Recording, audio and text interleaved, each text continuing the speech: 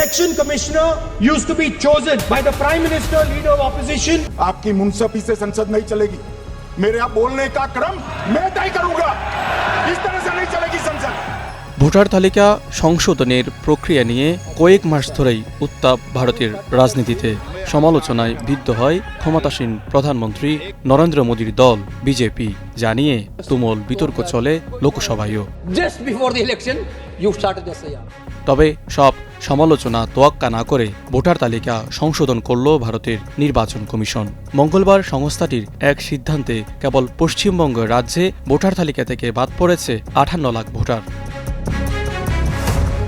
নতুন খসড়া ভোটার তালিকায় এমন বেশ কিছু নাম বাদ পড়েছে যাদের নাম 2025 সালেও রাজ্যের ভোটার তালিকায় ছিল।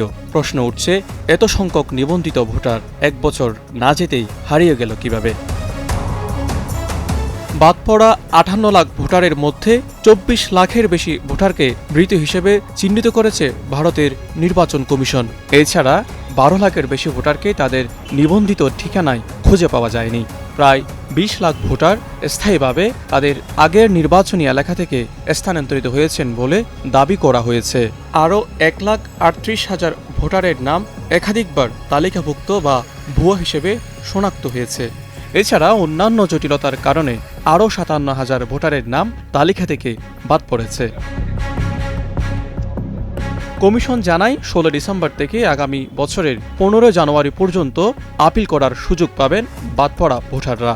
এই সময়ের মধ্যে সংশ্লিষ্ট নথিসহ আবেদন করতে হবে। বর্তমানে ভারতের 9টি রাজ্য ও 3টি কেন্দ্রশাসিত অঞ্চলে এসআইআর কার্যক্রম চলছে।